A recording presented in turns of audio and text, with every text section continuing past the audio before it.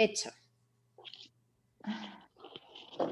Bueno, pues ya sabéis, bienvenidos a, creo que es la quinta o sexta tertulia que realizamos ya en directo. Así que nada, estupendamente. Vamos a ver un tema hoy que yo creo que va a ser muy interesante, porque ha estado primero que muchísimos años en restauración. Lo que os voy a pedir es, si tenéis ruido de fondo, que silenciéis vosotros mismos si queréis los micrófonos. Y como luego vamos a daros paso tanto a través del chat, estaremos Blanca y yo pendientes para, si tenéis preguntas a través del chat, responderla. Y luego ya sabéis que también se deja un ratito al final para poder intervenir en esta tertulia, en esta charla. Si te parece, Blanca, compartimos Venga, empezamos ya pantalla y compartiendo. sí, Venga, ponemos nuestra primera pantalla, ¿no? Que es sí. la del cartel. Venga, aquí va. Pues bueno, estáis viendo que van a ser, vamos a hablar hoy de las pinturas de la Sala de los Reyes. Le hemos titulado también una ingeniosa reflexión, porque luego veréis, después de que introduzcamos varios temas, cómo Blanca tiene una historia, tiene de su invención y de su imaginación magnífica, pues ha sacado una historia muy interesante a modo de cómic, que luego ya os la explicará ella y la veremos. Así que de esa ingeniosa reflexión, como el mundo de la interpretación está abierto a interpretaciones nuevas y a nuevas ideas y nuevas reflexiones, pues creo que puede ser interesante que abordemos la de ella y también las nuestras propias sobre estas pinturas que, como sabéis, se encuentran en el Palacio de Carlos V y fundamentalmente No, en el... has Dime. dicho Palacio de Carlos V. Ay, Palacio de los Leones. Es que os lo prometo que estoy todavía un poco con el terremoto que ha habido, un poquito. Bueno, exactamente, en el Palacio de los Leones, en una de las estancias, que se llama la Sala de los Reyes, porque la principal es justamente la pintura al temple sobre cuero que hay pues, en esa representación de los 8 reyes de la dinastía nazarí. Bueno, qué bonita es nuestra Alhambra. Mira, Pilar, la Torre de las Gallinas, si te la Ah, señala, mira, aquí. esa es la Torre de las Es Gallinas, esta. la que ha sufrido algunas grietas debido a los terremotos Sí. que estamos Y las teniendo almenas son las que últimamente. se han apuntalado. Exactamente, esa es la Torre de las Gallinas. Qué bonita nuestra Alhambra, ¿verdad? Pues si te parece, Blanca, pasamos a la siguiente y os introduzco de una manera histórica rápida el Palacio de los Leones o el Riyad al-Said, el Jardín Feliz, como era conocido en época musulmana. Data del segundo reinado del sultán Muhammad V. Muhammad V, luego hablaremos también de él, volvió al trono en 1362 y parece que entre 1370, aunque también, ¿no?, oscilan entre 1370 y 1380, ¿no? Hay Pues algunos expertos que señalan el inicio de la construcción en 1370, hay otros que 1380. exactamente, Pues ¿no? a Se saber. señala que fue la construcción. Muhammad V, desde luego, fue un sultán que estuvo, pues no sé si fueron cerca de 30 años en ese segundo reinado, fue muy prolífero, fue además un gran humanista, un gran arquitecto y tenía unos ideales bastante modernos para su época. También creo que esa relación que tuvo tan estrecha con el rey castellano Pedro I, pues hizo que todos esos devenires y esas influencias y esas herencias del mundo castellano, pues él también bebiera de ellas y las asumiera como propias. Porque igual que él va a terminar el palacio de su padre, el palacio de Comares, que ya sabéis que lo inicia Yusuf I, él va a ser el que lo termine y lo va a terminar en una tipología típicamente musulmana. Recordamos muy rápido que esa tipología es de patio rectangular con alberca en el centro, dos lados mayores, ¿no?, los dos lados mayores y dos lados menores con normalmente porticados. En cambio, él rompe bueno, pues con esa idea y hace un jardín o un palacio un poco con esas introducciones castellanas. Por ejemplo, hace un patio peristilo, es decir, un patio que se puede, de manera interna se puede bordear, algo que era impensable en el mundo musulmán. Tanto el partal, si hubiera estado entero, como el Arrayanes o como las casas musulmanas que hay en el Albaicín, ya sabéis que para acceder de un espacio a otro siempre hay que pasar por el corazón de la casa, que es el patio. En cambio, él hace un patio propiamente claustral, peristilo, donde lo podemos bordear de manera interior sin tener que pasar por él. Y además quita la alberca rectangular del centro y, como sabéis, le añade esa taza magnífica con esos 12 leones, ¿no? Podríamos hablar de la simbología. Bueno, este dibujo, que también os lo suelo enseñar cuando hacemos las visitas, es un dibujo de Miguel Sobrino que se encuentra en un libro de Jesús Brazales y de Antonio Orihuela, y de alguna manera nos trata de bueno, pues acercarnos a esa ciudad palatina que fue la Alhambra. Fijaros cómo aparece el patio de los Leones allí al fondo, Uy, y perdón. ese conjunto palatino que fue la ciudad de la Alhambra. Fijaros la mezquita mayor, que es la actual Santa María de la Alhambra, El multitud, partal aquí, Partal, el fíjate Miguel partal alto. Sobrino, que sabéis que ya se destruyó cuando el último Tendilla abandonó la ciudad en el siglo XVIII. Fijaros cómo Miguel Sobrino representa, no se conocía muy bien, todavía no teníamos la tesis de Julio Navarro de que el espacio del Palacio de Carlos V pudiera haber sido esa plaza de armas, ¿os acordáis? En esa primera tertulia. Entonces, bueno, pues él hace una casa típicamente musulmana también. Fijaros, enfrente del Mexuar, ya sabéis que la entrada del Mexuar, el Mexuar ahora tiene 2 plantas, pero esa segunda planta es posterior, tuvo una gran cúpula y tenía unos patios que le precedían con una madrasa. Bueno, pues ahí Miguel Sobrino también lo dibuja. Le quita toda esa arboleda que tampoco tuvo que existir, aunque ciertamente el dibujo no lo pinta de blanco por no crear ese impacto Eso visual. es un error que comete aquí Miguel Sobrino, porque está demostrado por crónicas que esta parte del bosque, lo que es el bosque de San Pedro, sí existía originalmente. Era donde bajaba el sultán, además por una compuerta que hay por aquí, a cazar entre el bosque y tal, y luego, digamos, desestresarse y subir de nuevo a Palacio, ¿no? Entonces sí sabemos que estaba arbolada esa zona, también por una cuestión. Subir por ahí un ejército es prácticamente imposible, y además tenemos no solamente esta gran muralla, sino el muro también defensivo que hay un poco más abajo, que de hecho lo corta el Tajo de San Pedro. Perdón por la interrupción. Y el propio río, ¿no? Que es una propia Sí. frontera.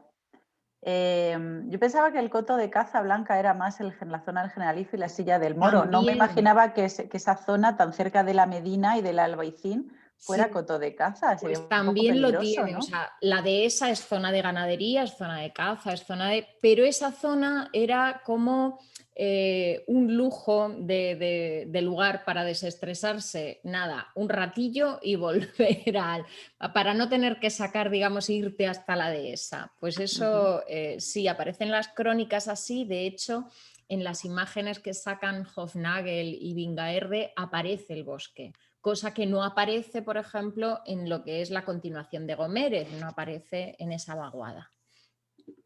Bien, bueno. Pues nada, es una fotografía, me gusta mucho este dibujo. Pues Sí, si quieres maravilloso. continuamos y vamos centrándonos ya y concretando en este Riyad Al Said, donde hay por recordar, sobre todo para la gente que hace tiempo que no ha venido a la Alhambra, que hay 124 columnas de mármol de Macael. También se utiliza el mármol de Macael en la propia taza, la propia fuente, y los 12 leones que de alguna manera nos recuerdan, hay muchísimas interpretaciones sobre la Fuente de los Leones, eso creo que daría para otra Eso es tertulia, otra ¿no? tertulia. Porque tiene muchísimas interpretaciones. También habréis conocido el Patio de los Leones de muy diversas maneras. La última restauración ha sido ponerle estas losas de mármol porque al parecer las pudo tener en origen, aunque ha habido otras restauraciones con vegetación, con pequeñas piedras, porque también yo creo que el propio nombre de Riyad, ¿no? de jardín, yo creo que ha dado confusiones a la hora de la reinterpretación y de la restauración, ¿no? Parece ser que fueron esas losas de mármol como estamos viendo y bueno, pues así se hicieron en las últimas. Deciros también que los leones, aunque hoy no es la tertulia, son los originales, que muchas veces nos preguntáis, ¿pero estos son los originales? Sí, desde creo que del 2012 o así, creo que ya se pusieron los 2013 originales. fue cuando se abrió. ¿13? Sí, cuando se Vale. acabó la restauración y ya se permitió volver a todos a sus sitios, sí. Pues exactamente, son los originales y bueno, pues esas también estaban muy enfermitos. Desde el 1 de diciembre se tapan todas las noches la fuente y los leones, pues para que el mármol no tenga esa gelifracción diferencial y por la noche no se agrieten, así que se cuidan como oro en paño. Sí, totalmente. La verdad que los leones, cuando eso, yo creo que la fuente le podemos dedicar, María Teresa, otro programa Sí, yo para creo que hablar podemos, también. hoy la introducimos así un poquito Sí, porque estamos hablando sí. pero Para seguimos, hablar de ¿no? la restauración, lo que se sacó de esa propia restauración, porque claro, no, debajo de la capa, que eran unos 3 centímetros de grosor de sedimentos que había ido acumulando a lo largo de los siglos, no sabían lo que se iban a encontrar. Entonces todo fue un proceso de descubrimiento y de ir tomando decisiones para la propia restauración. Fue de hecho tiene el premio Europa Nostra de restauración precisamente por la dificultad que tuvo, ¿no? Bueno, además es que... La representación, ya sabéis que los 12 son cada uno distintos, parece ser que ese tener a Salomón como ejemplo de maestro de la arquitectura en el mundo musulmán, ya sabéis que los musulmanes en ese sentido copiaban y bebían de los judíos y de los cristianos, ¿no? Entonces, ese templo de Salomón con los 12 toros, en este caso los 12 leones, y el detalle, por ejemplo, de esta fotografía donde se ve un león con esas representaciones muy minimalistas, pero también que nos recuerdan a los leones o esas representaciones africanas, ¿no? Fijaros la nariz del león, lo ancha que era, lo achatada, pues cada uno de ellos tiene pues una forma diferente, ¿no? Una fisionomía distinta, ¿no? Sí. Bueno, y ya ubicamos ya el espacio concreto del que vamos a hablar, esa Sala de los Reyes. Y bueno, pues Blanca, cuéntanos un poquito, háblanos un poquito de Muhammad V, esa relación con Pedro I. Bueno, pues a ver, vamos a hablar principalmente de la Sala de los Reyes, pero en concreto en estas alcobas aquí laterales, que es donde tenemos esas bóvedas de madera forradas de piel y luego con las pinturas, para, bueno, pues tratar muchos temas alrededor de la propia restauración, lo que les supuso a la Alhambra, lo que han supuesto sucesivos cambios en esa parte del palacio. Y lo que comentaba María Teresa, la relación entre Muhammad V y Pedro I. Ellos tienen una relación muy estrecha, no solamente de vasallaje, sino que se conoce que los dos tenían una relación muy cercana, casi de amistad. De hecho, voy a contar la anécdota. Luego, a ver, uno era el rey de Castilla, otro era el rey de Granada, y cada uno luego tenía sus intereses y había que jugar a varias bandas, porque estaba Aragón, estaban también los meriníes, entonces había como, era jugar al ajedrez de una forma muy estratégica, pero ellos tienen una muy buena relación. Muhammad V, sabéis que tuvo un golpe de estado, que lo destronaron su propio hermanastro, Ismael II. ayudado además por su primo, por Muhammad VI, y finalmente Muhammad VI, digamos que traiciona a Ismail II y lo degolla. Se cuenta que se tiró, que además como Ismail II tenía un pelo que le llegaba por debajo de la cintura y se hacía como decoraciones con cintas de colores y tal, pues que cuando lo degolló, pues como que se cogió y se lanzó con el pelo para que la gente lo cogiera y jugara con él. Estas cosas escabrosas de la Edad Media. Y, y luego, cuando accede al trono Muhammad VI, estaba entonces, si recuerdo bien, Muhammad V en Ronda, porque le había dejado la corte merini que se estableciera en Ronda, y Muhammad VI intenta contactar con Pedro I para poder, digamos, rendirle pleitesía y entonces que lo reconociera como el rey de Granada y así poder ir contra Muhammad V. Finalmente lo que sucede es que Pedro I argumenta que nunca recibió digamos, la carta o a las personas que le anunciaban la visita en la corte de Sevilla de Muhammad VI.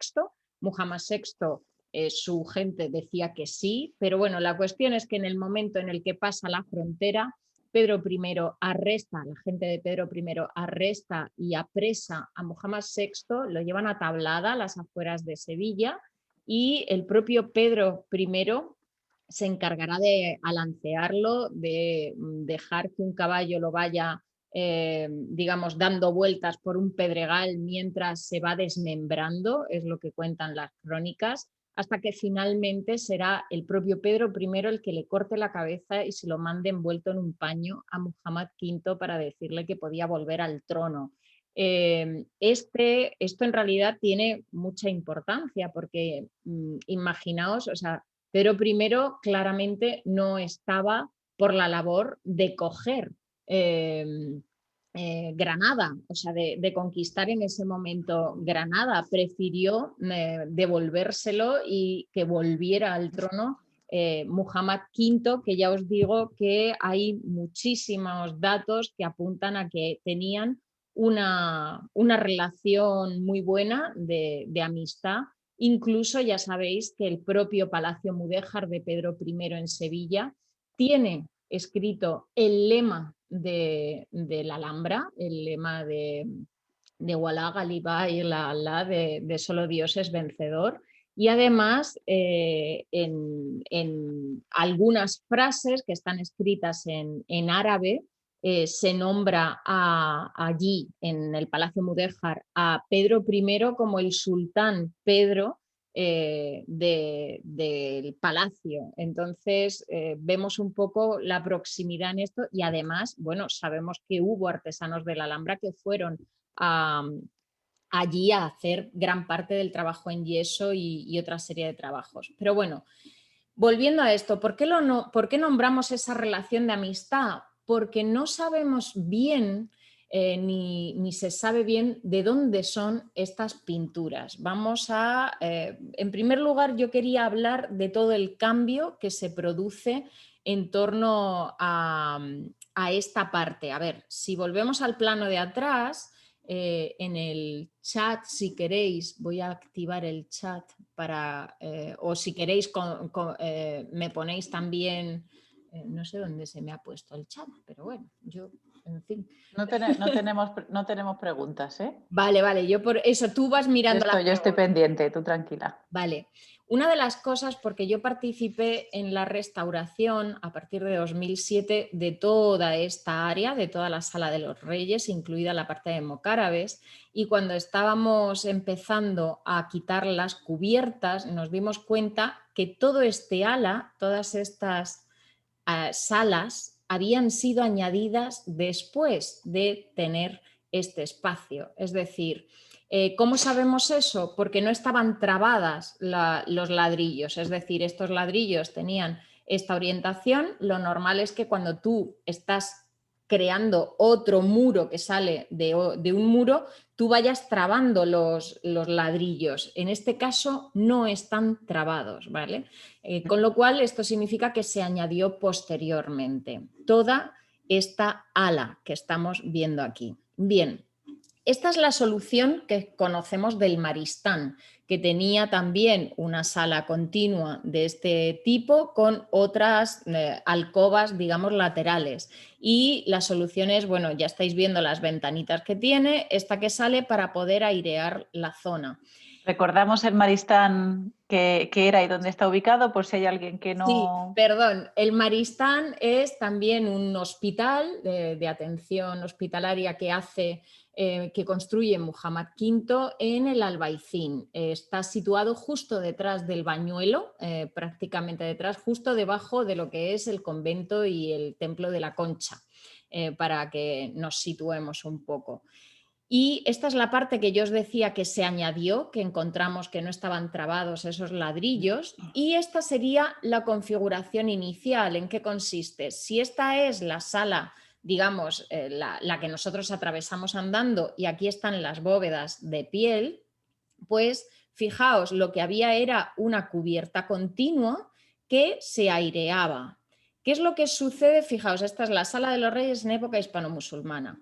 ¿Qué sucede en el siglo XIX? Que se le pone un suelo encima de la bóveda, fijaos el peso que se le añade, ¿vale? Y se hace aquí un pasillo porque se acomodan una serie de salas y tal, y se le abren aquí unas ventanas.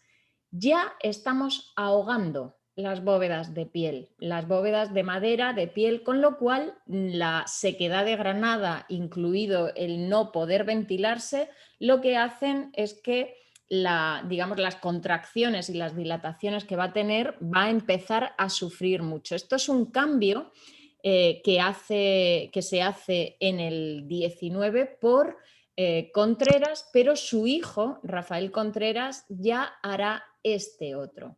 Fijaos, y esto lo digo ya profesionalmente, es una barbaridad porque si antes la lluvia lo que hacía era salir para afuera, al meterle estas cubiertas partidas, que ahora os enseñaré un poco, mete un canalón dentro de plomo que a los años empieza a moverse, a oxidarse, y además ahora que estamos hablando de terremotos, imaginaos lo bien que les sienta a las tuberías y a todo esto el movimiento, con lo cual empezó a rajarse y a producir unas humedades y unas goteras que arruinaron en muy poco tiempo estas pinturas. Sabemos que a partir de 1855 también hubo otras intervenciones, de hecho la última que se haría fue en 1960, y solamente enseñaros esta imagen de Alfred Gesdon, que es de 1855, justo antes de que se hiciera esto, fijaos, porque vamos a ver esto y estas ventanitas, fijaos aquí. A ver, no lo tengo a muy buena calidad, pero yo creo que se ve, ¿verdad? ¿Veis que tenemos una cubierta continua y que tenemos las ventanitas estas laterales que nos salen, que es estas que se abren? Claro, cuando ya se hacen cubiertas para cada una de las bóvedas, esto ya quedará, que es esta parte, ya quedará así. ¿Lo veis en esta zona? Se llenará entonces de canalones de agua por todos sitios y será el inicio del final de estas pinturas. ¿Por qué? Exacto. Porque no es solamente, no es solamente estos canalones interiores, sino que y dejadme que vuelva aquí, entre esta zona y esta se va a hacer otro canalón. Aquí otro canalón, otro canalón. El peso y la humedad que genera todo eso, ¿no? Exacto. Y una cosa súper importante, que ni los mocárabes que están situados en toda esta zona pueden respirar, ni tampoco las bóvedas, porque fijaos, de tener contemplado, aquí no está dibujado, pero aquí es donde están todas las bóvedas. Voy a dibujarlo yo, ¿vale? Para que os situéis. A ver si le pongo un poquito más grueso. Vale. Aquí es donde están las bóvedas de mocárabes, ¿vale? Claro, todo esto era aire que ayudaba a los mocárabes. Todo esto, bueno, perdón, estoy justo dibujando en... A ver, a ver si... Es que se me ha puesto el chat en medio. Un momentito, que me ha aparecido ahora el chat. Vale, perdón. Ya está.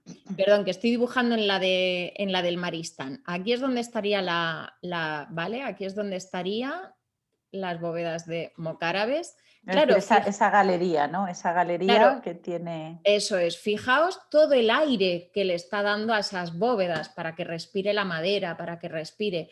Aquí ya la dejamos casi con nada, pero es que ya aquí la dejamos casi con nada y encima con agua por aquí y agua por todos los lados. Porque lo que os comentaba, tenemos también, o sea, de esta cubierta continua pasamos a canalón por aquí, canalón por allá. ¿Por qué no me gusta el que me deja todo dibujado? ¿Qué rollo? Perdón, Ahora tienes que borrar.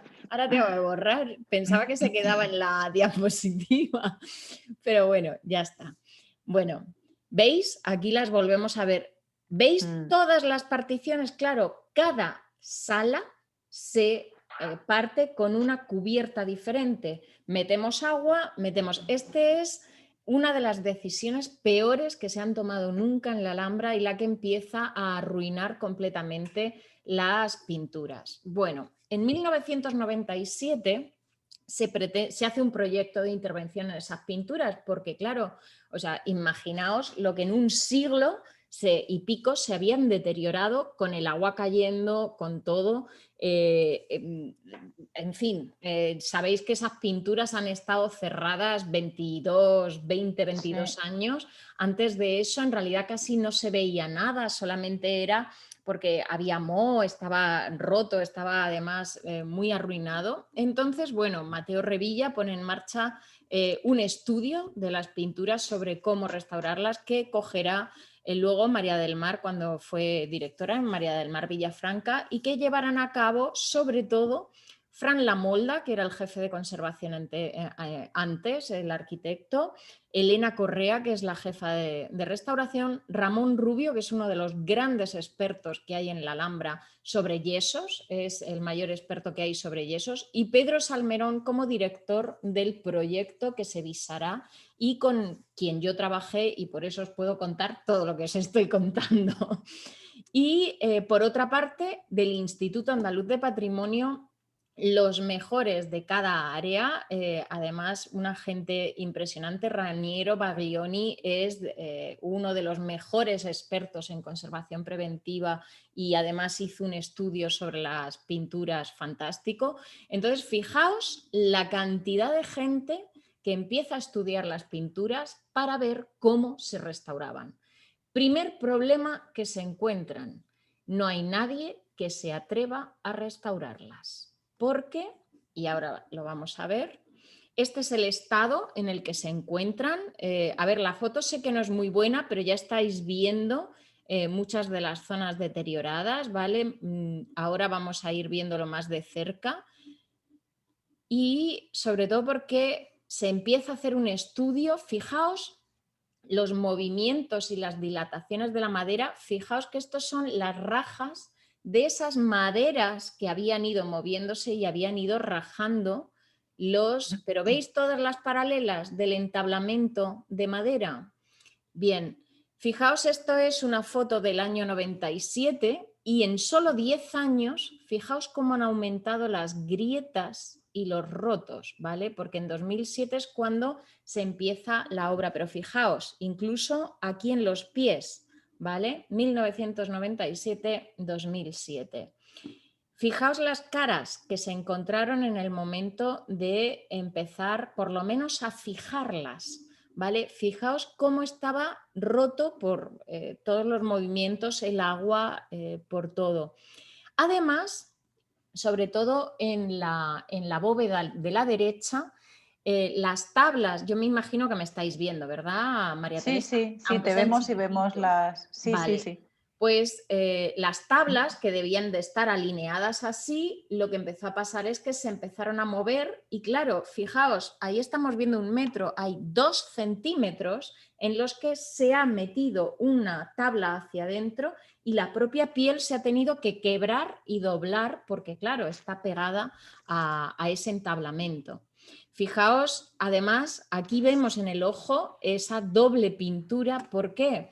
Porque en el siglo XIX Contreras no hace solamente lo de dividir las distintas cubiertas, sino que además hace repintes. Repintes con una base de cera que traerán muchísimos problemas sobre la pintura original, pero sobre todo a la hora de la restauración.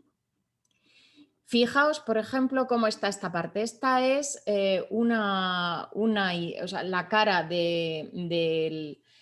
Luego os enseño, de un nazarí que está en la primera bóveda y que además era la zona que estaba más castigada por las goteras, ¿vale?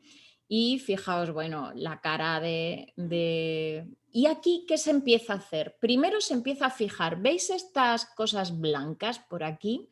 Eso es un tipo de gasa con un pH neutro que se aplica para poder contener esas grietas y pensad que en ese momento, cuando se empieza la obra en 2007, es que hay lenguas completas que miden 40-50 centímetros de piel caídas, completamente caídas, y hay que volverlas a su sitio, repegarlas con esto para empezar a fijar. Y luego aquí hay lo que se llama el facing, que una vez que esto se ha hecho, se le pone un tipo de tela que termina por fijarlo todo. A continuación es cuando nosotros entramos a quitar la cubierta y cuando empezamos a ver, ¿veis las tablas que os decía? Fijaos aquí, por ejemplo, el movimiento que ha habido o esta que se ha abierto. Fijaos además que en la parte de lo que podemos llamar el lateral del barco de la bóveda, fijaos cómo está el entablamento hecho para que pueda ir cuadrando. Además, nos encontramos que toda esta parte se había cubierto en ciertas zonas con yeso, probablemente para darle cierta estabilidad y evitar que entrara humedad y que entrara en la madera otros agentes, ¿no? ¿Qué es lo que se hizo? Lo que se hizo es, una vez que las bóvedas estaban con este facing, claro, nosotros íbamos a estar trabajando con la restauración aquí arriba, cambiando los canalones, cambiando todo eso. ¿Os imagináis la que se puede liar si aquí se cae un martillo o se cae un cubo y lo que esto puede desprenderse? ¿Qué es lo que se piensa para poder evitar que se desprenda más o cualquier otro daño? Se llama a la Universidad de Granada, que lo que hace es escanear por dentro estas bóvedas para sacar exactamente todas las deformidades y nos traen esta contraforma.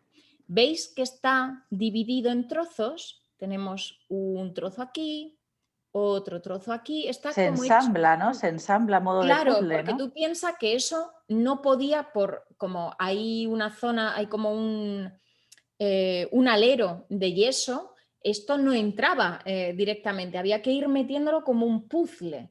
Entonces se iban metiendo como un puzzle, las tres eran diferentes, estaban numeradas además las piezas.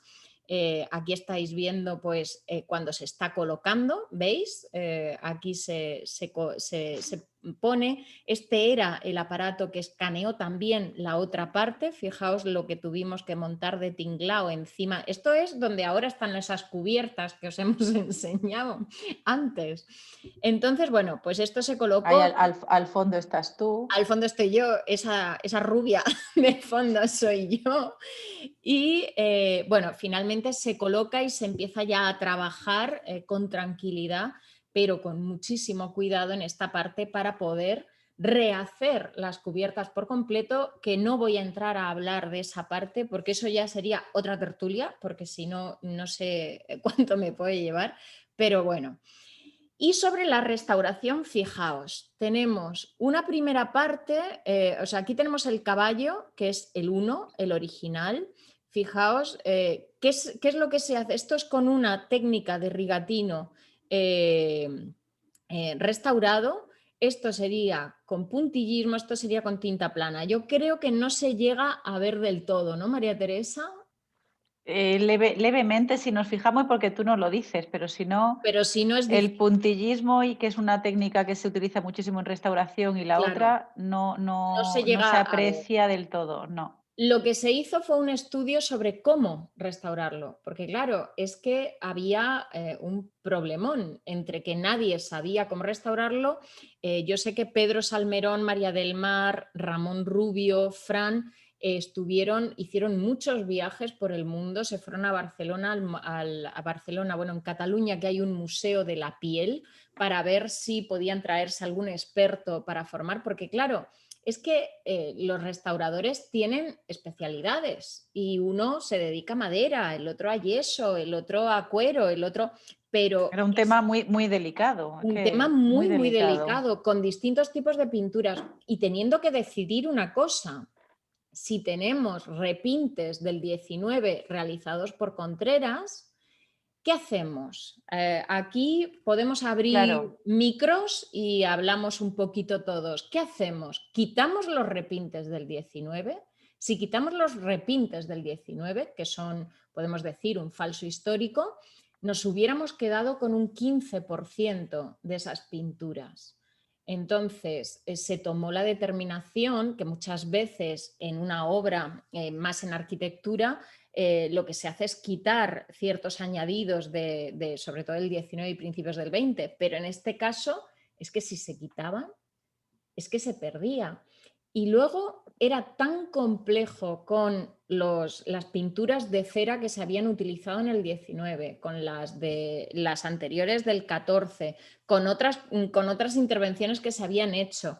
En realidad, ningún equipo quería ser el responsable de arruinar estas pinturas. A ver, tenemos que entender que son unas pinturas únicas en el mundo, precisamente que surgen de la fusión que tenemos en la península ibérica entre los reinos castellano, aragonés, etcétera, con el reino de Granada, el continuo ir y venir de artesanos, de pintores, de todo.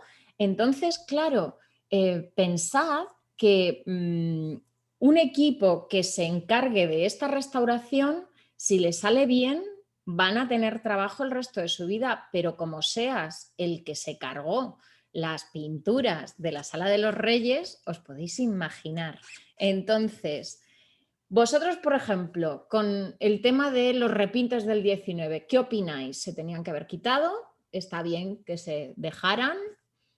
¿Abrimos micros y hablamos? Si tenéis preguntas también. ¿Puedo opinar? Sí, claro, Jorge. Yo lo que hubiera hecho es, hubiera quitado los repintes, pero hubiera hecho un duplicado para mantenerlo en el museo, porque el repinte te da una imagen distorsionada de lo que pudo haber sido. El original te podía haber llevado a lo mejor a hacer una simulación de cómo debiera ser el original. Entonces yo hubiera dejado el original por mi fidelidad Claro, lo que al pasa que aspecto. ahí entra también el siguiente debate. Forma parte de la historia de esas pinturas, el propio repinte. De hecho, no sabríamos ni cómo son si no se hubieran hecho los repintes. Es muy probable que con la obra de Contreras, sin ese repinte, no nos hubieran llegado pinturas, se hubiera perdido. Porque ese dato que has dado es del que solo estaba el 15% de la pintura original. Ese es un dato Sí, sí, incorrecto así. Es sí. que entonces no se hubiera visto nada, claro. Claro, nos hubiéramos quedado con unas bóvedas de una piel muy mona, pero con real muy poquito. Entonces, pero lo que cuenta Jorge se estuvo barajando, ¿eh? porque Porque Blanca Torres, en la época de Torres Balbás, esta parte no se quiso tocar, no, Pues Él Torres no se Balbás, sabe algo de lo que él pudo pensar, porque bueno, él tenía una mentalidad de restauración sí, mucho yo más. no conozco esto, a ver, tampoco conozco todos los escritos de Torres Balbás, pero yo no conozco nada de Torres Balbás sobre esto, Yo tampoco, pero bueno, por sobre eso te las preguntaba, porque pinturas. tú De estabas hecho, más sabemos metida. que hay algunas intervenciones de emergencia y de tal desde 1855, pero poco. Y hay un estudio en 1960, que es de donde sale el libro precisamente de las bóvedas, que hace Jesús Bermúdez, padre. Y hay un pintor que es el que hace, digamos, porque se estaban perdiendo. Entonces hay un pintor que viene precisamente a subirse a un andamio, a empezar a sacar todos las pinturas, más o menos. De hecho, a ver si saco por aquí, lo tengo en este libro. Lo que pasa que El tema de los añadidos es que es un tema, la verdad es que delicado, porque hay que valorar muchas otras pautas, ¿no? Porque puede ser que el añadido tenga un valor histórico o artístico importante, que no lo tenga, si no lo tiene y se pierde, pues que puede llevarse de la pintura original, ¿no? Que hubiera sido este caso. claro. Y hay mucho debate sobre eso. Por ejemplo, no sé si el Cuarto Real de Santo Domingo, ¿no? Que también estuvo mucho tiempo decidiéndose si se quedaba la casa de Ponce de León del siglo XIX, si no se quedaba. Al final, bueno, pues se decidió que efectivamente no tenía valor artístico y tenía muy poco valor histórico, ¿no? y se decidió simplificarla con lo que hoy tenemos, ¿no?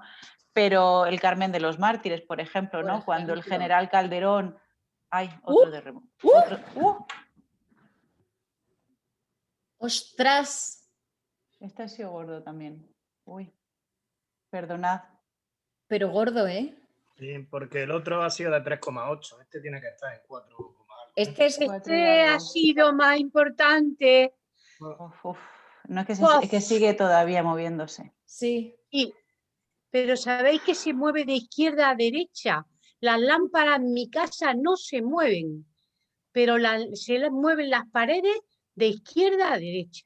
Ay, bueno, va a salir una tertulia muy movida. Sí. Me da que vamos a tener esta noche movidita. A mí es que además tengo las estanterías detrás. ¿Cómo que lo he notado? Si se han roto hasta cuadros. ¿Cómo? ¿Ahora? Se me ha caído fotografías que tengo puestas en algunos muebles, se han caído y se ha roto alguna. Madre Ahora después me mía. levantaré, no puedo levantarme todavía. Nada, Rafael, nada. que estoy con mi amigo en la tertulia y no estoy sola. No te preocupes por mí, por favor. ¿Vale? Bueno, vamos a ¿Estáis todos bien? un poquito. Madre mía, que Rafa se ha ido a ver un partido de fútbol con mi hermano. Ya, a mí Y también me están entonces, escribiendo. Yo no sé ni dónde está ni mi hijo ni mi marido, porque creo que habían salido a la calle, en fin. Bueno, Ay, bueno, vamos a no seguir sé ni qué hablando, estaba calmándonos diciendo. un poco, porque a ha ver, sido, jolín, yo creo Bueno, que ha sido el pues más fuerte sí, de este todos, ¿eh? ha sido fuerte, sí, madre mía. Bueno, madre mía. volviendo al tema, Sí, lo que decía María Teresa, tiene razón. Cada obra hay que evaluarla por separado y aunque hay unos cánones que hay que seguir y hay como unos principios, cada lugar hay que estudiarlo según su realidad. Entonces, en este caso, en las pinturas, mientras que en otro sitio a lo mejor se hubiera quitado, como comenta María Teresa, en el Cuarto Real, pues lo del 19 no tenía tanto valor y se prefiere dejar como un contenedor más que como con todos los detalles. En este caso se toma la decisión de hacerlo así. En temas de restauración siempre hay una cosa que prima, que es si quitar algo, a ver cómo explico esto, siempre la intervención tiene que ser conservadora. ¿En qué sentido? Si quitábamos las pinturas, eso ya no tenía vuelta atrás. Ahora, si en un futuro se decide que las pinturas se pueden quitar, pues se deja esa opción o porque a lo mejor hay una nueva técnica que permite hacerlo cogiéndolo de alguna forma. O sea, pero con la tecnología actual lo que siempre se intenta es preservar lo máximo y ser conservador. Más vale no hacer demasiado que hacer y entonces que no pueda haber vuelta atrás. Por ejemplo, en el tema del Patio de los Leones, que se ha enlosado de nuevo de mármol, ¿cómo se ha hecho ese enlosamiento? Se estudió y se vio que efectivamente por crónicas, por descripciones, estaba así de mármol, pero la intervención, ¿cómo se ha hecho? Sin tocar nada, dejando unas juntas que no tocaran el mármol original, sino dejando de forma que si esas losas de mármol se tienen que quitar en un futuro porque se descubre que, oye, pues era un jardín florido, se puede hacer sin haber hecho una intervención que no permita volver atrás. No sé si me estoy explicando. Es decir, todas las intervenciones se tienen que pensar siempre para ser reversibles. Si no es reversible, mejor no hacerla. En este caso, quitar las pinturas no era reversible. Entonces se prefiere dejarlo y además como parte del paso del tiempo, o sea, forma parte de su historia, ¿no? Bueno, ahora María Teresa, el otro día, como surgió esta conversación fue porque le conté a María Teresa pues un cómic. Entonces utilicé estas bóvedas para contar una historia que yo, después de observar tantos años los dibujos de estas bóvedas, pues me he hecho una historieta en la cabeza. Mi padre, que estará ahí escuchando la tertulia, sabe a lo que me voy a referir ahora. Cuando yo era pequeña y no sabía leer, mi padre muchas veces me dejaba que yo me pusiera en su regazo, él estaba leyendo tebeos de Mortadelo y Filemón y lo que me decía es, imagínate la historia con lo que estás viendo aunque no lo puedas leer, y yo me hacía mis montajes imaginativos en la cabeza. Y esto es un poco lo que yo me he dedicado muchos años a mirar estas pinturas, a estudiarlas y a hacerme una historia. Entonces, esta tertulia se terminaba con el colofón de una ingeniosa reflexión, ¿no, María Teresa? ¿Cómo lo llamas? Exacto, sí, sí, es así. Una ingeniosa reflexión. Sí, es que Blanca me habla y entonces yo ya voy y luego os escribo las reseñas de las... Y entonces, bueno, pues Blanca tiene una imaginación poderosísima, ahora la vais a ver. Y hoy la tertulia un poco es sobre esa interpretación tan... Entonces queríamos hacer una intro Blanca sobre la restauración, sobre lo que supuso ese lugar, etcétera, y ahora va una parte imaginativa. Yo tengo que admitir que María Teresa, cuando me decía, sí, sí, vamos a hacerlo de esto, yo no me atrevía porque no tiene nada de científico. Sabéis que María Teresa y yo somos muy rigurosas con la información, con todo como lo construimos, y esto, por eso quiero dejarlo muy subrayado y llamar la atención con exclamaciones. Esto es pura y libre imaginación, ¿vale? Entonces, no está basado en nada. De hecho, no sabemos a día de hoy qué representan esas pinturas. Voy a poner... Exactamente, se han hablado muchísimo de ellas, pero nadie sabe muy bien la simbología. Son pinturas medievales con un carácter gótico todavía importante, hechas lo más probable por castellanos. Luego os diré por qué creo que, bueno, hay varias razones del por qué se piensa que fueron castellanos. Y bueno, Blanca, cuéntanos ahí tu hipótesis y luego vamos, si quieres, hablando sobre ella. Vale, a ver, nosotros tenemos 3 bóvedas con las pinturas, aquí las tenemos. Vamos a ir de esta derecha, ¿vale? De la derecha, esta es la primera, la de los reyes es esta y la última, es decir, este es el orden. Primera, segunda, tercera. Porque para mí, después de mucho mirarlas, de mucho tal, es como tiene sentido la historia. Y también, bueno, pues se lee como de derecha a izquierda, podría tener sentido dentro del árabe, ¿no? Entonces, tenemos una primera en la que, bueno, nos encontramos un castillo, otro castillo aquí y distintas escenas alrededor. Y luego nos encontramos la escena central de una reunión que por eso se llama la Sala de los Reyes, porque se cree que son reyes. Y luego tenemos otra aquí al final donde hay una fuente, precisamente con leones echando agua y distintas escenas alrededor. Entonces vamos a empezar por esta primera. Esta primera, en realidad, yo a esta le he dado la vuelta porque cuando uno llega a esa sala, en la realidad está viendo esto, no está viendo esto, hay que meterse dentro para poder llegar a verlo. Entonces, para mí, aquí empieza la historia, empieza en un palacio feliz, fijaos el árbol central, los pájaros, las doncellas apareciendo, hay un caballero y una doncella apareciendo en las ventanas y en la zona central una dama con un caballero jugando al ajedrez. Si empezamos a ir hacia la izquierda, lo primero que nos encontramos es un uniforme, además con defensas en las rodillas, un tipo extraño que está como intentando matar al león. Hay cierta, por ejemplo, Antonio Fernández Puertas interpreta que él es castellano. No lo sé. A mí me parecía un personaje extraño porque hay otro caballero castellano que ahora veremos. Y de repente, fijaos, el personaje que estaba jugando al ajedrez está huyendo, está corriendo en un caballo, mientras hay un perro que parece tener dos cabezas atacándole. Vamos a ir un poquito, bueno, esta es la primera, la segunda, la tercera, y es que quería eso. ¿Veis? Aquí tenemos como el idílico, ¿no? Y aquí el personaje este extraño con estas defensas y además las mallas, fijaos, con todo el tipo de mallas y el león atacándole.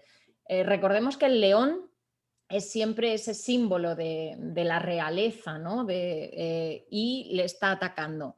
Vemos entonces al jinete corriendo, aquí lo tenemos, con un perro que le ataca y además como todos los pájaros volando como, en fin. Si continuamos hacia el otro lado, fijaos que aquí está el jinete corriendo, si le damos y continuamos la vuelta, nos encontramos a un caballero nazarí, por la adarga nazarí, ahora comentará María Teresa lo de la cola anudada, que está matando a este personaje que le estaba atacando el león. Veis que es el mismo personaje y lo está matando con una lanza. No se sabe si puede ser un combate, no sabemos qué puede ser, pero fijaos, la dama en el centro le está dando las gracias y aquí es donde ahora me surge una duda. Yo la veía dando las gracias, me voy a acercar, lo estáis viendo, fijaos que lleva hasta las espuelas. Sí, y el caballero además que monta al estilo nazarí. Y luego en la zona central, fijaos la señora, que es la misma señora que estaba jugando al ajedrez, que le está agradeciendo. Pero a mí me ha surgido ahora una duda. ¿Y si en vez de estar agradeciendo lo que está es pidiendo piedad? Porque a María Teresa se lo conté como que yo la veía a ella sonriendo, agradeciendo, pero ¿y si estuviera pidiendo piedad? ¿Y si estuviera pidiendo compasión? Esa es otra de las teorías. Pero bueno, fijaos que la misma señora aparece aquí cogiendo una cadena que lleva hasta un león dormido, como si esa nobleza esa realeza estuviera dormida. Podría tener que ver con que justo aquí es el caballero que jugaba al ajedrez, lo matan, sucede algo, muere y entonces esa realeza se queda dormida. Pues podría ser. ¿Y qué sucede por el otro lado? Ella está por un salvaje, que siempre se representaba a los salvajes, veis que tiene el salvaje todo el cuerpo cubierto de pelo blanco, ¿no? Veis que le sale por aquí, que además tiene como los pies con las uñas largas y le está cogiendo las muñecas, como intentando dominar este salvaje a la señora. Y hay un caballero castellano ya más normal, no como el que veíamos antes, que está también matando a este salvaje. A continuación vemos, este es el de, antes cuando os he enseñado las deformaciones de las pinturas, esa cara que apenas se veía, que estaba hecha polvo, es la de este. Veis que está mucho menos restaurado que el resto porque estaba destrozada, porque justo aquí tenía una gotera enorme.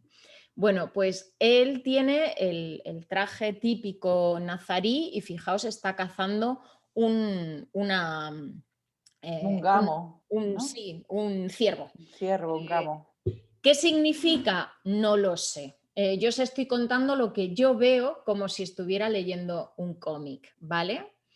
Bien, luego pasamos a la siguiente, a la central, y nos encontramos a 10 personas que además en los laterales, 2 leones en cada lateral, sostienen el escudo de la banda, que ahora lo mostraré mejor. Vamos a ir dándole la vuelta a todos los personajes para ir observándolos de cerca. Lo primero que vemos es que todos tienen esa espada nazarí, la jineta, característica, y vamos a empezar por esta zona, porque, a ver, fijaos que esto es como lo veríamos llegando a la bóveda, ¿vale?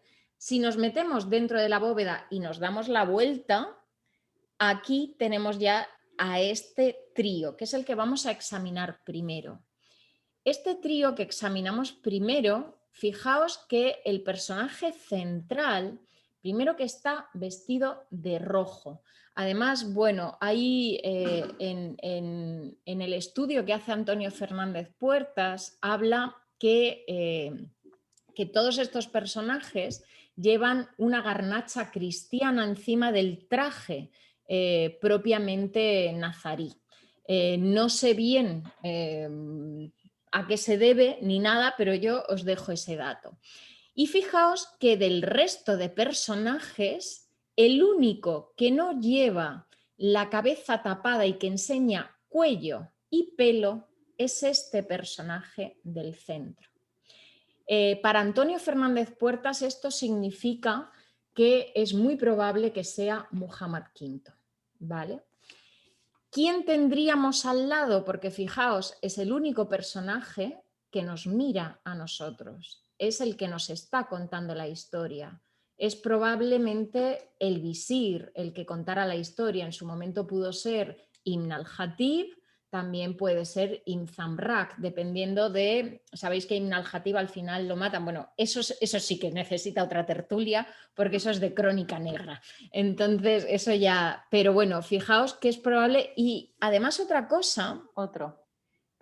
Otro que Nada, sí, otro. es que pero bueno, Ibn Zamrak tampoco acaba bien, pero eso es para contarlo en otra tertulia.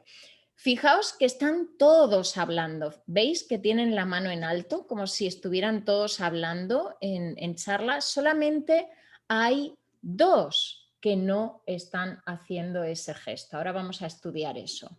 ¿Veis? Tenemos las manos en alto. Este parece que nos está hablando a nosotros, ¿vale?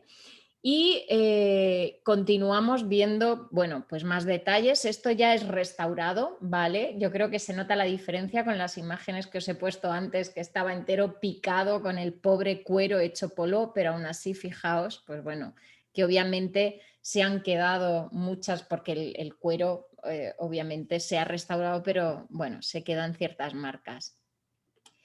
Este es el personaje a su izquierda. Una cosa importante es que cuando veáis esto de pelirrojo, las barbas, pensar en la henna que se aplicaban, ¿vale? Bien, ahora que hemos visto este grupo, vamos a irnos al lateral. ¿Veis que estamos en este lateral? Voy a ir dándole la vuelta, ¿vale? Entonces aquí en el lateral vamos a ver mucho mejor la orden de la banda. La orden de la banda, María Teresa, yo creo que puede hablar más de ella, si quieres tú introducirla y hablar de ella.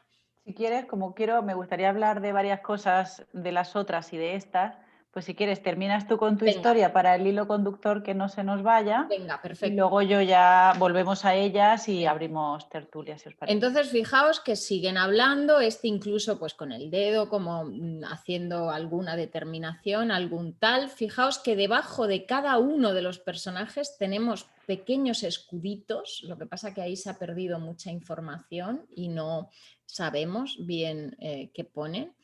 Y continuamos con, a ver, ya estáis viendo que hemos dado la vuelta y ahora estamos en estos centrales, ¿vale? Y tenemos, fijaos, este personaje no está hablando, no tiene el gesto de hablar, está con la mano sobre la espada. Continuamos viendo, bueno, pues más detalles de este personaje, de la jineta, de la forma un poco de ponerse también todo el tema del pelo, que es muy diferente, eso es analizar otra serie de cuestiones. Y nos vamos al lateral. Fijaos en el lateral, segundo personaje que está escuchando. ¿Y a quién está escuchando? Al único personaje sin barba. Único personaje sin barba. Y os pregunto, ¿esa cara a qué os suena? Jorge sonríe. ¿Es una mujer? A mí me da que esta cara es la de la señora de antes, la señora que jugaba al ajedrez. Me da por la nariz, me da por, bueno, pues un poco por cómo la dibujan. Entonces, ¿quién sabe si, oye, pues esta señora, después de que a su hermano, marido, no sabemos, sufriera un percance o lo mataran o lo que fuera en el acto anterior, pensad que yo pienso en cada una de las bóvedas como actos, como el teatro, ¿no? Entonces, quién sabe si esa señora no tuvo que venir al reino de Granada a pedir ayuda. Y a lo mejor esta es la reunión. Antonio Fernández Puertas señala que lo que está representado en esta bóveda es una tienda de campaña por el hilo central, no sé si una tienda de campaña, una jaima. No sé si habéis estado alguna vez en una jaima que tiene la costura aquí, que muchas veces se decora con alguna estrella o con algún algo. Y esto para los granadinos, Paola, no sé si conocerá esto, pero fijaos que están sentados sobre cojines, pero sobre una de las plataformas. Sabéis que en la Alhambra, igual que en todo lo que es el mundo del Islam, los espacios son plurifuncionales y se van adaptando con un tipo de mobiliario modular, que son unas piezas de madera, muchas veces forradas de piel, como le sucede a esta, que se van añadiendo más o menos dependiendo de la gente que se iba a reunir. Eso en el árabe granadino, en el dialecto granadino, se llamaba camilla. ¿Qué hacen los castellanos cuando llegan aquí? Transforman esa camilla y en vez de sentarse sobre ella, la crecen, la llaman mesa de camilla y en vez de meterle, porque a este tipo de plataformas que abundaban en la Alhambra y en otros muchos sitios se le metía braseros debajo. Pensad que la mesa de camilla tiene el brasero debajo, pero ya está en mesa y ¿qué tiene encima? Telas. Entonces, fijaos hasta dónde llega la asimilación cultural pero claro, como ya no hay la costumbre de sentarse encima, pues uno la hace crecer y se mete debajo, ¿no? Bueno, pues esto como un apunte extra. Continuamos con la historia. Nos vamos al tercer acto y este ya es un acto alegre. Es un acto donde vamos a ver que está la señora en el centro hablando con alguien que no sabemos qué es, una fuente maravillosa coronada por un perro y con cabezas de león que están echando ríos de agua, lo estamos viendo aquí, y a la derecha el mismo caballero nazarí que estaba matando a aquel personaje extraño está cazando un jabalí y aquí otro caballero que está matando un oso. Si continuamos por aquí, están aquí cazando al león, ¿vale? Cazando a esa realeza. Vamos a acercarnos. Aquí en el centro, lo que os comentaba, fijaos que es hasta como un río, veis que hay patos y que hay un poco de todo. Todos los pájaros, fijaos la cantidad de pájaros que están volando, que están tal. El caballero nazarí con la lanza, esta vez hacia un jabalí, y este otro caballero que se ve cristiano, matando, y además fijaos que hasta este perro le está haciendo sangre al oso, y aquí viene otro más. Continuamos. Parece que, perdona, ese que está matando al jabalí parece la misma mujer de antes, de la Saga de los Reyes. A mí más que la mujer de la casa Porque no de tiene la barba, otra, no tiene... es por el tema de la boca y la nariz, me recuerda más al primero del primer acto. Ajá, vale. Pero ya os digo, Sí, de sí, esto sí, está volvemos a lo abierto. mismo. Yo es aquí mi imaginación, ¿vale? Es que si es la mujer no nos cuadra el cómic bien. No, Así que no, entonces no. Fijaos que aquí hay agricultores y que tenemos aquí además que están cargando piezas sobre un mulo, pues esto parece como si fuera el propio jabalí cargándolo a lomos del mulo, ¿vale? Veis que tenemos aquí los colmillos y tenemos las pezuñas de cerdo, ¿vale?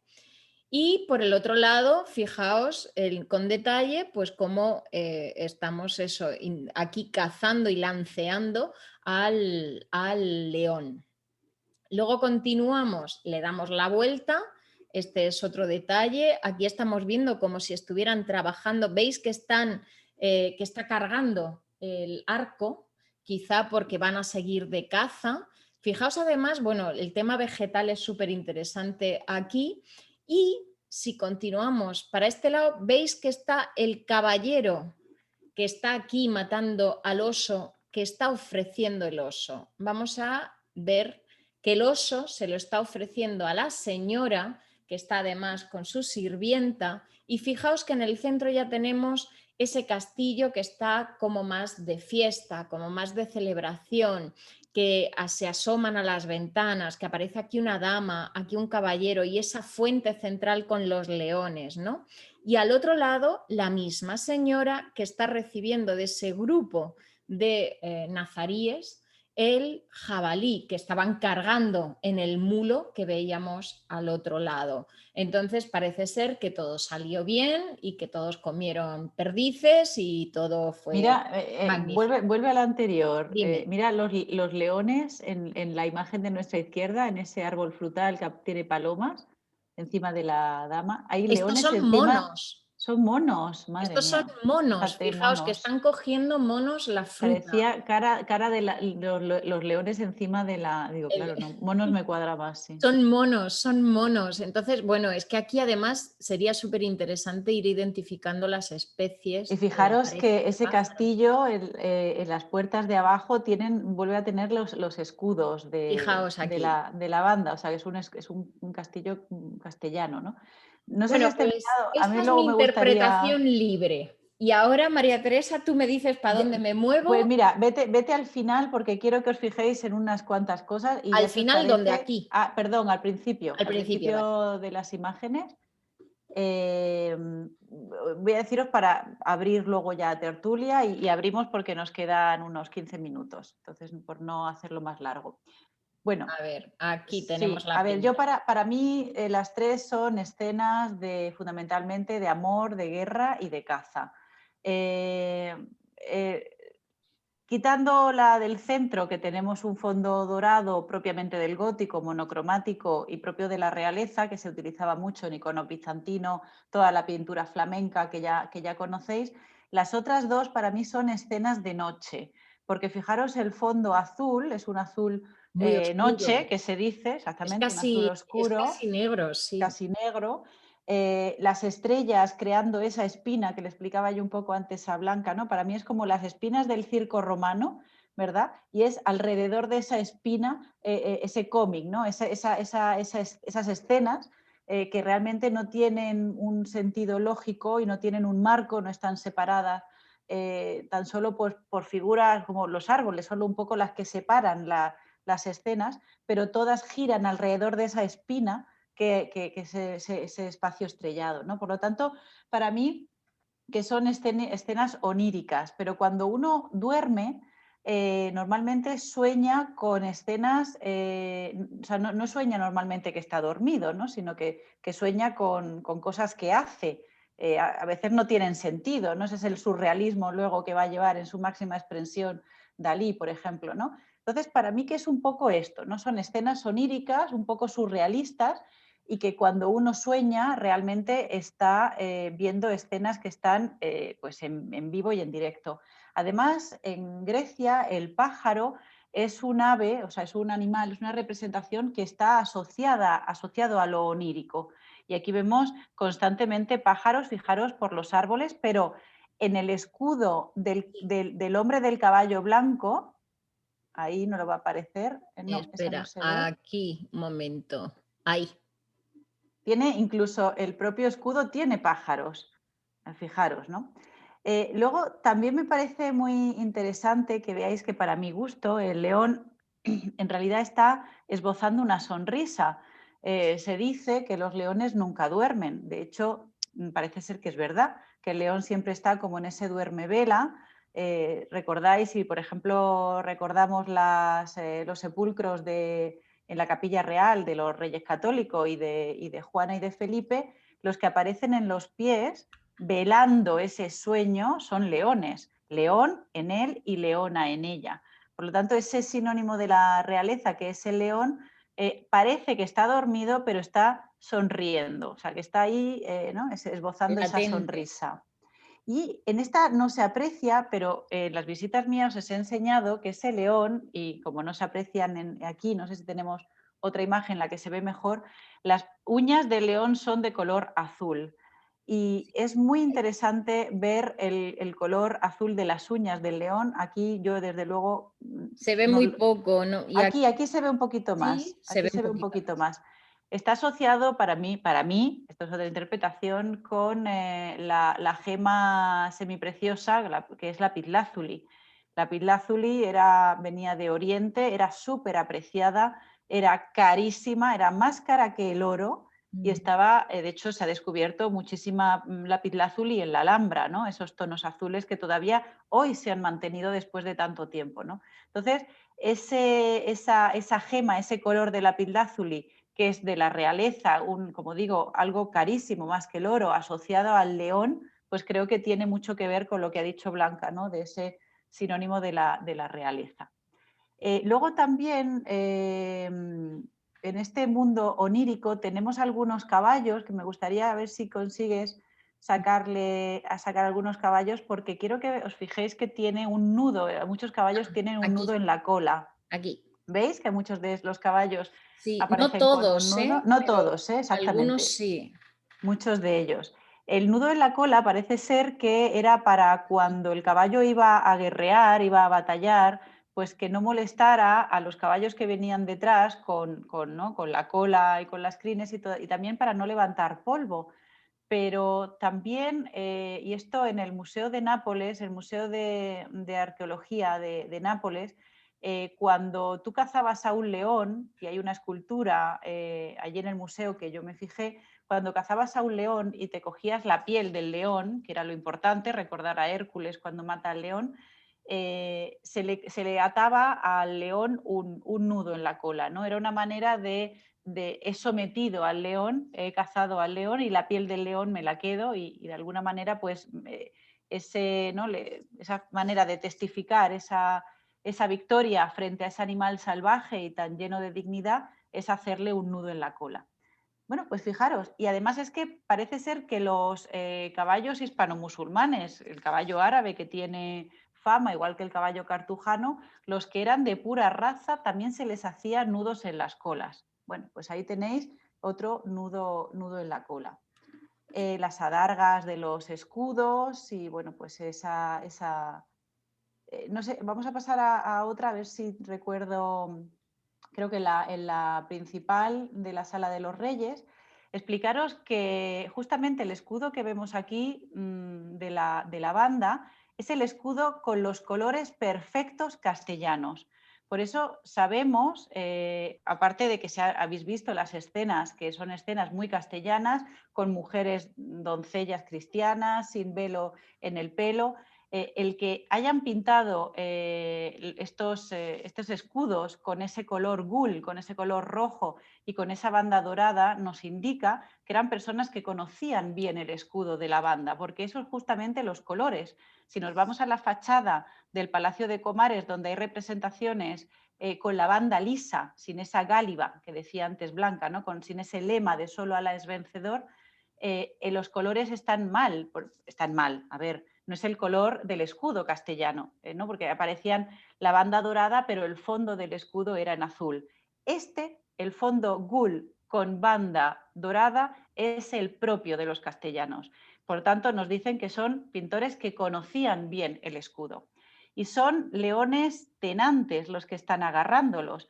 Estamos acostumbrados a ver en la Alhambra y en la representación de la Fuente de la Vida de la otra escena, aparecían leones hidróbolos. Los leones hidróbolos son los leones que echan agua por la boca, igual que los propios leones de la taza del patio de los leones, son leones hidróbolos, pero en este caso son leones tenantes. El escudo de la banda, os lo cuento rápidamente, viene dado, es una orden que se inventa para engalanar a los soldados más importantes, el padre de Pedro I, el amigo de Muhammad V. Pedro I el cruel para algunos y el justiciero para otros, ¿no? Siempre el cruel se lo puso su hermanastro. Depende de quién se lo dijera, el justiciero o el cruel, ¿no? Bueno, pues su padre, Alfonso XI, se inventa una orden, la Orden de la Banda, y se le va a entregar a esos soldados, esta historia la conocen ya los que vienen conmigo, se le entrega a unos soldados, pues a los importantes, y estos soldados, con el fin de poder lucir esa orden, se inventan un escudo, y el escudo es el que estamos viendo. ¿Por qué la banda se pone el de la banda? Porque bueno, cuando un soldado lleva una armadura, lo único que queda cuando esa banda se la quitan, esa banda que lleva en diagonal en esa armadura, lo único que se queda sin estar manchado de sangre es lo que ha cubierto la banda. ¿De acuerdo? La banda es lo que va a cubrir ese trozo de la armadura, que es la única que va a quedar limpia de esa sangre que se ha derramado en batalla, ¿no?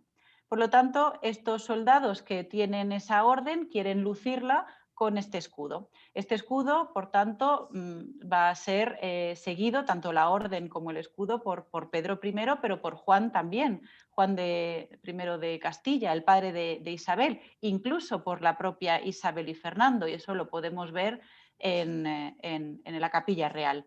¿Qué es lo que añade Pedro I a diferencia del escudo original? Esos leones que están, a veces son leones, a veces son serpientes, esos leones pues que están con la boca. monstruos, porque Son en monstruos, el Alcázar de Sevilla son como casi dragones, ¿no? Unos como dragones, un bicho muy raro, sí. Pues eso se lo añade Pedro. Pedro le añade esos dos leones a ambos lados de la banda.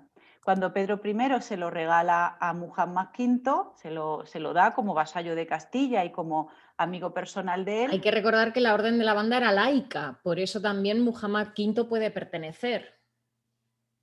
Y la añade en todo lo que él toca, tanto en la puerta del vino como en todo lo que él toca, añade el escudo que le regala a Pedro, pero poniéndole ese lema de solo Alá es vencedor. Un lema que salió, parece ser, por primera vez en la batalla de Alarcos, cuando creo que es 1190, un poquito antes de la batalla de las Navas de Tolosa. Recordáis que la batalla de las Navas de Tolosa es 1212, pues un poquito antes, cuando Alfonso VIII estaba muy jovencito y pierde frente al imperio almohade. Bueno, pues los almohades lucen una bandera donde pone ese lema que luego va a ser tomado por el mundo nazarí, aparece epigráficamente y lo añade Muhammad V en la banda. ¿Os podéis imaginar la cara de Isabel cuando entra en la Alhambra y se encuentra el escudo que había sido de sus ancestros, de su padre, de ella misma, se lo encuentra en la Alhambra? Bueno, pues tuvo que ser, ¿no?, una visión increíble, ¿no? Sí. Y fijaros que la jineta es la misma en todos los reyes. Si vemos una general de la pintura, daros cuenta que vuelve a aparecer esa espina, ¿verdad? Con esas estrellas. La jineta es la misma que en todos. Entonces, yo me pregunto, y ahí lo dejo, y ahora lo abrimos, tertulia, si puede ser esa espada de Boabdil, ¿no? Que puede ser una espada hereditaria y que la han ido heredando todos los sultanes de la Alhambra, porque aquí están los que precedieron a Muhammad V menos los 2 usurpadores, ¿no?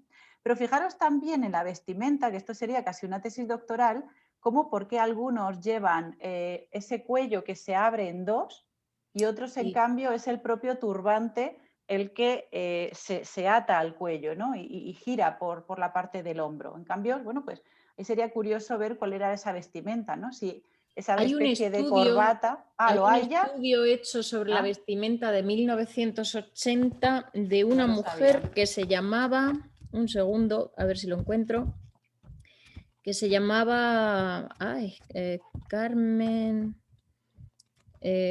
pero bueno, que lo estudia todo, sobre todo situándolo en fechas por la moda. Y entonces habla de la garnacha cristiana que está cubriendo a algunos de los personajes y que se ven por debajo los pantalones, como le pasa a este personaje central, los pantalones de la vestimenta nazarí. Pues Entonces, ¿no? Curioso ver esa doble. Tú fíjate, Blanca, que mientras estamos hablando nos estamos balanceando porque es que no deja de haber, ¿eh? De haber sí, pero sacudida. yo no sé quiero si pensarlo. acabáis de notar otro. Bueno, pues y no sé si hay alguna fotografía más que me recuerde. Dime. Sigue pasando, fijaros lo que decía de la jineta, del cuello. No tengo alguna cosa así tomada más.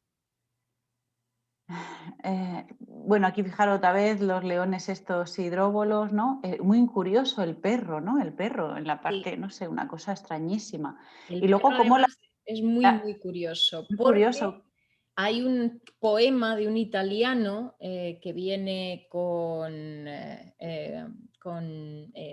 el viaje de Navallero.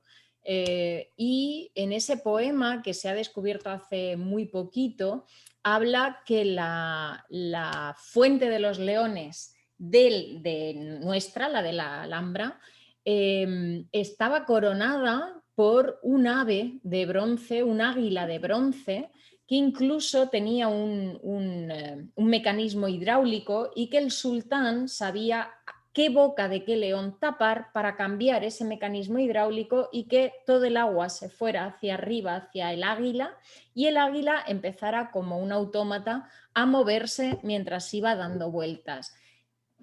Apunte, es un poema, no se puede uno fiar de lo que dice un poema, pero a mí siempre me ha llamado la atención que, por ejemplo, aquí corone un perro. Pues sería cuestión de estudiarlo, pero es que espérate, que es que estoy fijándome que al lado del perro, el siguiente árbol, no, el siguiente, ¡Ay! hacia Hay un nuestra tío izquierda, cogiendo fruta. hay un señor ahí subido, como, ¿sabes?, cogiendo fruta encima de la copa del árbol. Ese no lo había visto yo. En Qué fin, bueno. yo creo que lo que es mágico es cuando vamos a verlo, no se ve con tanta, ¿no? Estas cerdulias yo creo que ayudan a ver todos estos detalles. Y si os parece, pues abrimos debate, si queréis. No sé si hay más fotografías, Blanca, que tengas. No, ya está, ¿no? terminábamos con Vale. estas y ya está. Pues nos vemos todos en grande y abrimos debate, a ver qué os ha parecido la tertulia. Es un poco atrevida, ya lo sabemos. Yo he hecho un esfuerzo para concentrarme porque estoy un poco nerviosa. Esto no ayudaba mucho, lo del meneillo. Está siendo un poco... Bueno, venga, me animo a empezarlo. Comentabas, María Teresa, que cuando que te preguntabas que qué hubiera dicho o qué diría la reina Isabel cuando vio las pinturas. Entonces, bueno, todo en general, cuando veía el escudo, ¿no? Claro, pero me gustaría saber qué explicación le dieron, es decir, ¿qué diablos hacen esas pinturas en la Alhambra? ¿Por qué? Pero es que también tenemos pinturas en las casas del Partal, o sea, las pinturas no son algo ajeno. Son motivos figurativos que ellos no están dados a no, eso en no un lugar hay destacado. mucha pintura figurativa En el, Es donde, Ya, pero donde en no, un lugar donde muy- no en se un lugar muy- podía era en lo sagrado, en los los espacios templos. sagrados. En las Eso. Ya, pero mezquitas bueno, nunca hubiera. en un lugar, en el resto de la Alhambra no hay ninguna otra pintura. Sí, sí hay, en las casas del Partal. Bueno, bien, pero dentro de los recintos Y en el de Mesón. En el Comares no hay. mensuar y tenemos también en los jarrones, tenemos en todos Y los después, libros. los motivos, o sea, está claro que eso está relacionado con la orden de la banda, que es una orden de caballería, y los motivos que hay son, pues yo creo que dedicados al amor cortés, es decir, todo relacionado con motivos de caballería, que debían estar relacionados con el vasallaje que tenía Muhammad V con Pedro I, que era el maestre de la orden. Pero claro, ¿por qué lo pintan? O sea, ¿es que acaso esa era una sala donde iban a ir los invitados cristianos que fueron allí de visita y entonces como honor y tal? O sea, ¿por qué se pinta eso en el Palacio de los Reyes, en la Sala de los Reyes? Muhammad V era un gran humanista y estaba muy metido en todo. De hecho, otra de las tertulias que haremos será cómo se desarrolla la técnica de los mocárabes gracias al intercambio con arquitectos góticos, y además se mete en la técnica de los mocárabes el nervio gótico, pero asimilado al mocarábe. Eso lo veremos en otra tertulia. Muhammad V, yo creo que al igual que Pedro I, y ya hablábamos antes de su gran amistad, ellos eran unos grandes humanistas, grandes sabios que les encantaba la arquitectura y el arte y querían beber de todo. Igual que se hace Pedro I un palacio mudéjar con el emblema que pone Alá y pone solo Dios es vencedor, y que todo el palacio está escrito en árabe, y además hay muchas referencias a la Alhambra, y no solamente a eso, sino a Alá y al mundo del Islam, pues me imagino que Muhammad V quizá también quería ese intercambio y unas pinturas góticas, porque teniendo las otras, o sea, las otras representaciones figurativas no se parecen en nada a esto. Yo siempre explico estas pinturas al inicio diciendo que estamos ante algo único, porque también lo era el reino de Granada. O sea, no hay otro reino que tanto tiempo pudiera estar intercambiando sabiduría, conocimiento, artesanía, arte en general, como lo pudo hacer el reino de Granada. Entonces, yo lo atribuyo a eso. ¿Por qué están esas pinturas? Por un capricho de Muhammad V, porque además, fijaos lo que os decía al principio, son salas que se añaden al palacio ya construido. O sea que es un capricho que tiene después de haberlo construido. Incluso yo llegué a pensar por fechas, no coincide, si no podía haber sido igual que hay artesanos de la Alhambra que van a Sevilla a construir ese alcázar mudéjar, ese palacio mudéjar, si no podía ser un regalo de vuelta de Pedro I, pero por fechas no coincide. O otra teoría, aquí dejo la hipótesis, que estas pinturas estuvieran en otro sitio y que Muhammad V más adelante decidiera traspasarlas aquí y les hiciera esas alanías donde agregarlas. Podría ser, es que es complicado, pero ¿Alguien es más? fascinante. Mira, Pilar. quería deciros que me ha encantado las fotografías, todo lo que nos habéis presentado es precioso.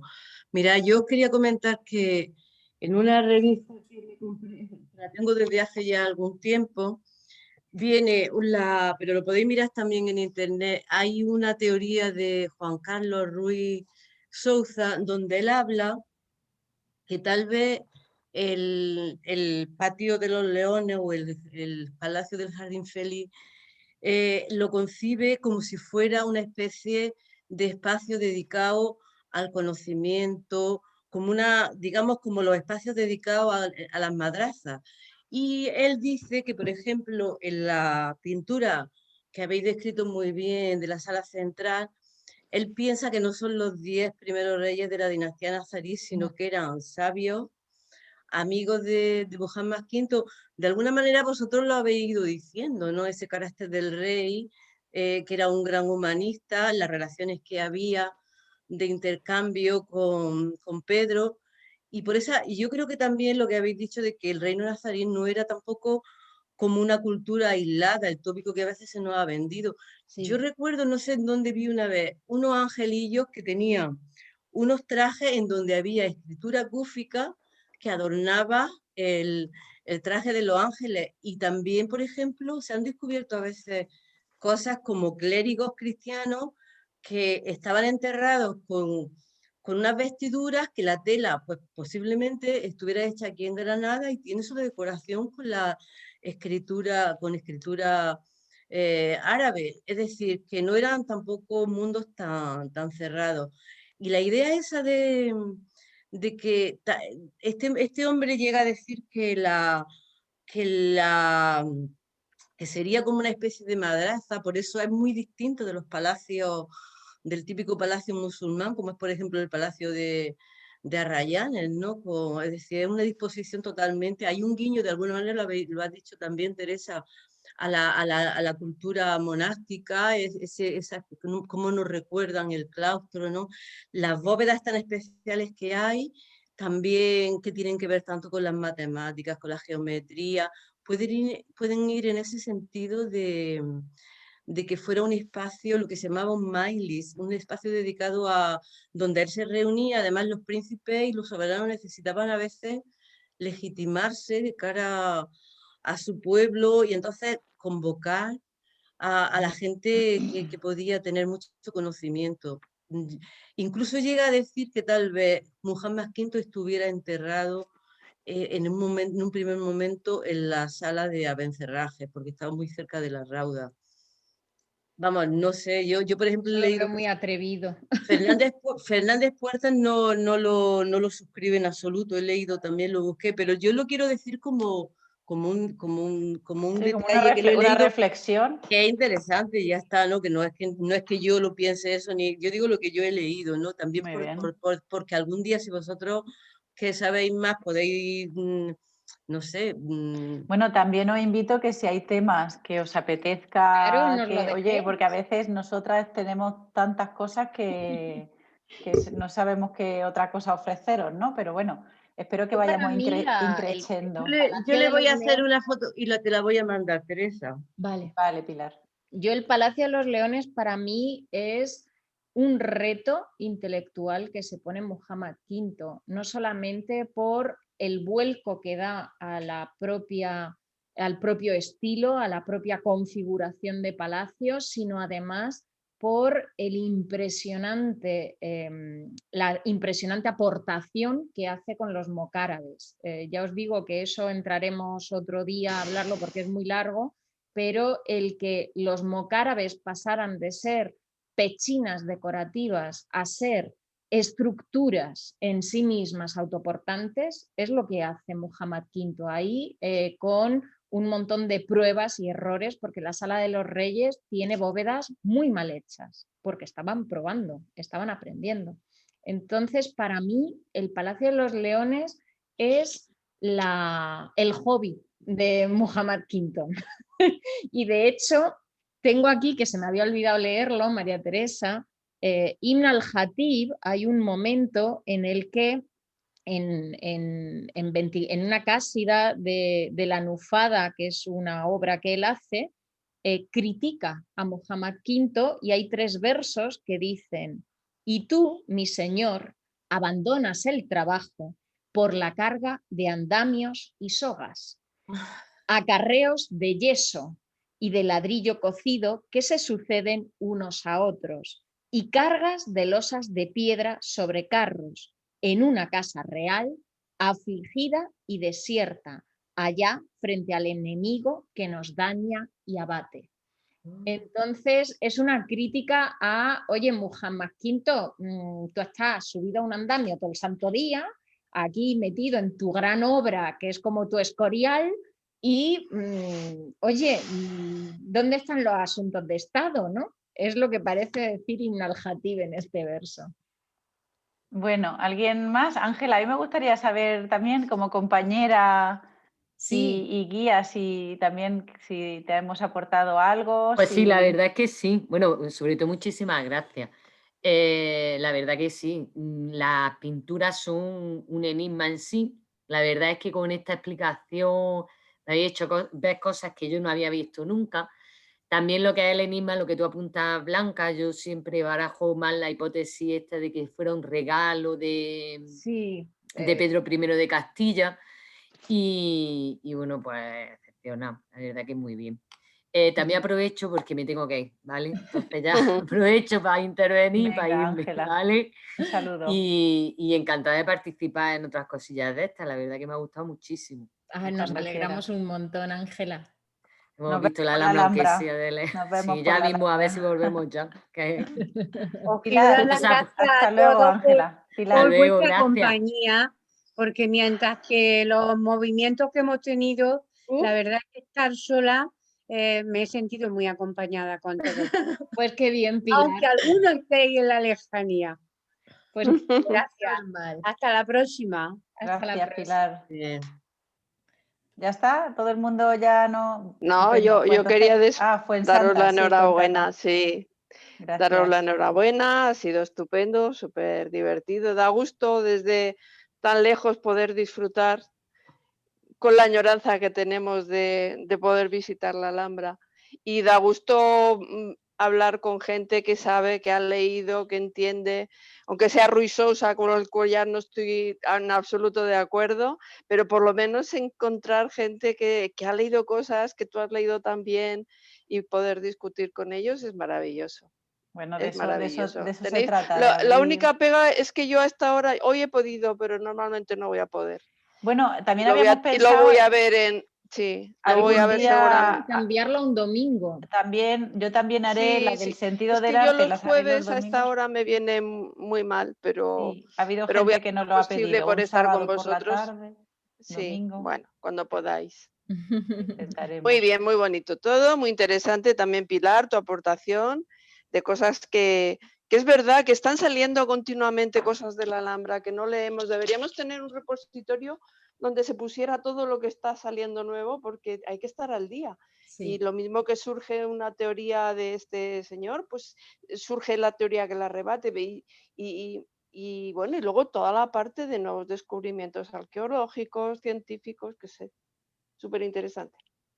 Me Pues alegra. la Alhambra da para mucho y podemos continuar con ella si os parece bien, pero también lo que queremos demostrar es que, por lo menos yo y Blanca, yo creo que también, que Granada es mucho más que la Alhambra. Iremos alternando Claro. tertulias y bueno, que ha sido un placer, que paséis buena noche, los que estáis en Granada, Hijo, que nada, Esperemos que no se siga moviendo. pobrecitos. Uf, qué Que yo también difícil. notaba mientras hablaba la mesa haciendo Qué así. miedo. Sí, es que Cuando ha acabemos la habido grabación, varios. Vamos a notar. Y además luego se te queda en el cuerpo. Bueno, Sí. no Y en molestamos la más. cabeza, a mí no se me olvidan. Sí.